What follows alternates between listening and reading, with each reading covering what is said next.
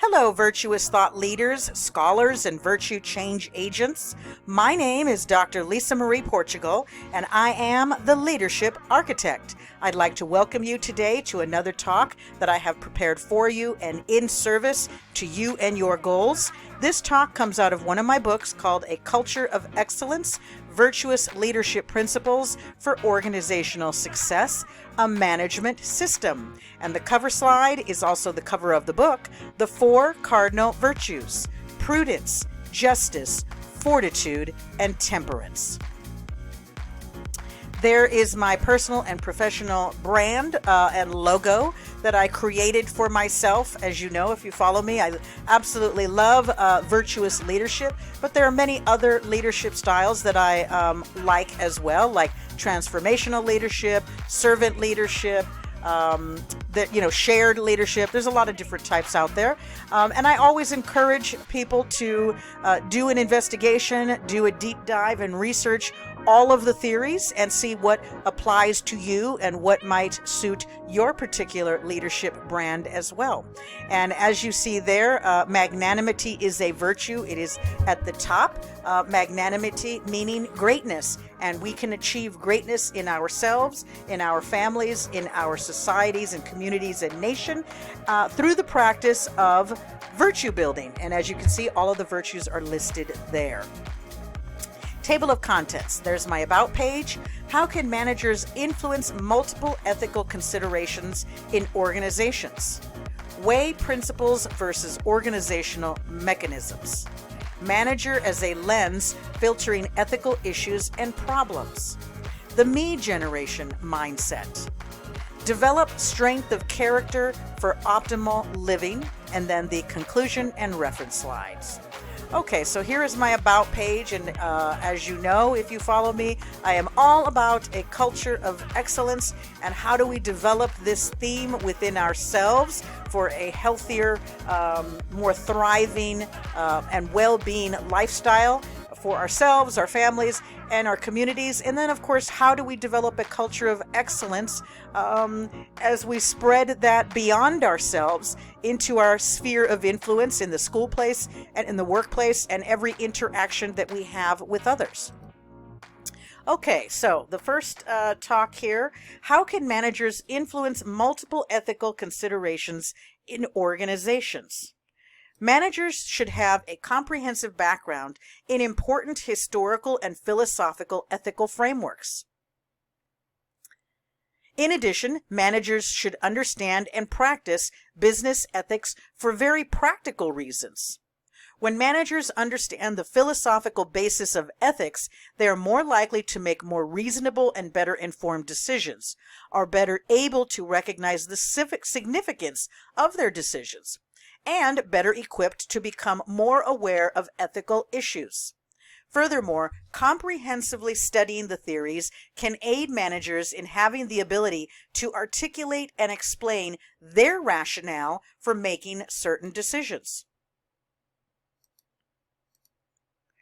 Weigh principles versus organizational mechanisms.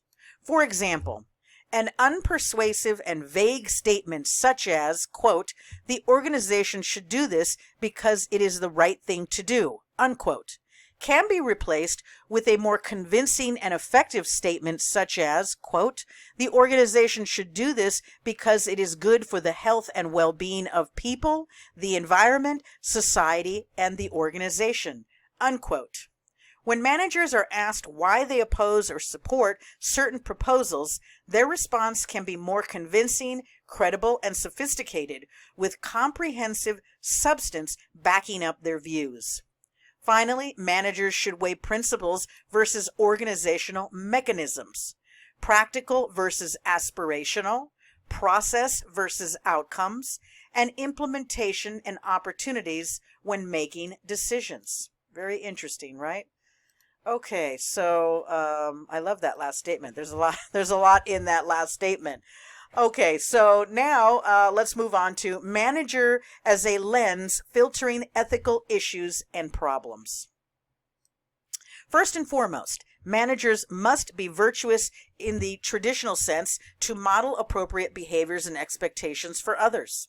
Next, managers can perform as a lens to filter ethical issues and problems by avoiding illicit activities, respecting the environment, supporting responsible growth, respecting conventions and rules, respecting the spirit and letter of the law, contributing to environmental, social, and economic development, and respecting stakeholders beyond shareholders. Managers should have a strong grounding in foundational ethical principles and responsible business practices, as well as a strong desire in promoting the health and well-being of employees, the environment, society, and the organization over self-centered personal gain or self-aggrandizement. I always have a problem with that word. Aggrandizement, right? So instead of, promoting the self. Guiding principles should involve a duty to protect, a responsibility to respect, and a desire to appropriately remedy. I just love that. Okay, so let's move to the next slide. Well, of course I love that because I wrote all of this. Okay, so the me generation mindset. Furthermore, when decisions are made, managers should ascertain the facts, determine ethical issues involved, identify stakeholders, examine alternatives. That's a big one for me. I always like to take a look at what else can we do here or what else is going on. That's my innovative mindset. So examining alternatives is important for me as a leader. Weigh and compare alternatives. Well, there you go. I just said that. Make a decision, monitor, and be open to continuous learning, which is what you're doing today. You are open to continuous learning and growing your leadership competencies. Finally, when a society fosters the me generation mindset, a self-pride mindset, and a pursuit of materialism mindset over promulgating traditional Christian principles, values, and virtues, then a nation will experience many problems leading to the collapse of civic responsibility and an erosion of overall well-being and prosperity for all its citizens. This is commonly the pathway toward the downfall of many civilizations throughout history. Develop strength of character for optimal living. Let's take a look at this slide. I just love all of the categories here. Okay, so at the top we have knowledge, creativity, curiosity, judgment, love of learning, and perspective. All of those things are important to me, and I'm sure they're important to you as well. Justice on the right, teamwork, fairness, and leadership. And as we go through these ideas and themes, think about how you will model these types of themes in your own leadership style so that you can create a culture of excellence in your own leadership style and brand wherever you go. Okay, also in justice, forgiveness, humility, prudence, self-control. As you can see, these are based on the virtues, right? Traditional Christian virtues. Temperance, transcendence on the bottom, appreciation of beauty. You know, this is a theme that not a lot of Christians may be aware of, or maybe you are, but beauty leads people to God. So if you see the promotion of classic beauty, that is an aid and a tool for leading others to God. You know, this is what all of nature is about. When people look around at our beautiful world created by our Trinity God, we know that that was prepared for us. God has a plan and a purpose for all of us, and the beauty that he creates leads us back to him, right? So appreciation of beauty, gratitude, hope, humor, and spirituality. I know it's important for me to have gratitude in everything that I do, and have gratitude for having the opportunity to present some of these themes to you. Humanity, courage on the left, bravery, persistence, honesty, passion. Have a passion for the work that you do. As I said in another talk, the work that we do with our right hand, are we doing good work and producing good things for the world to help bring others back to God? And then what is in our mind? You know, when we read that in Scripture, the mark on the right hand and the mark in the forehead, as I mentioned, I had heard that explained. You know, how are we thinking? How are we living? What are the things that we're putting out into the world? Are we right-hand path people or left-hand path people, right? So it's important what we fill our mind with, and what we keep out of our mind. So our right hand and what we have in our thinking every day, and what we produce in the world, and what we give to others, that helps lead people to God, right? Love, kindness, social intelligence. Okay, so I love all of those themes there. That's a beautiful graphic.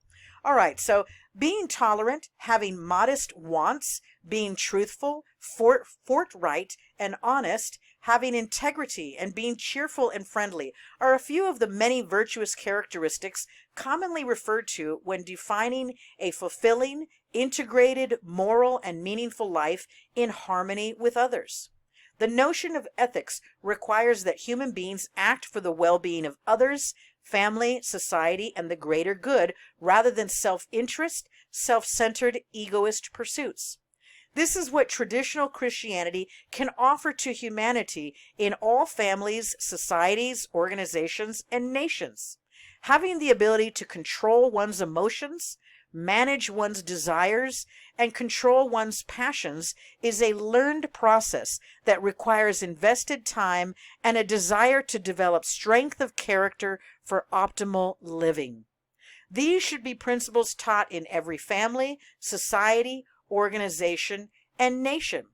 And so I always like to say, as Christians, we're aware of these themes, but we can teach these themes through our modeling and through whatever work that we're doing in the world to others who are not Christians, because all of these themes are very common and should be common across the board, regardless of sociocultural background, regardless of economic issues, regardless of other religions that people may come from. All of these themes are important, or should be, to everyone, because these themes foster well-being in ourselves, well-being in our families, well-being in our nation, right? So there are ways that we can teach these and model these themes to others, regardless of where they're coming from.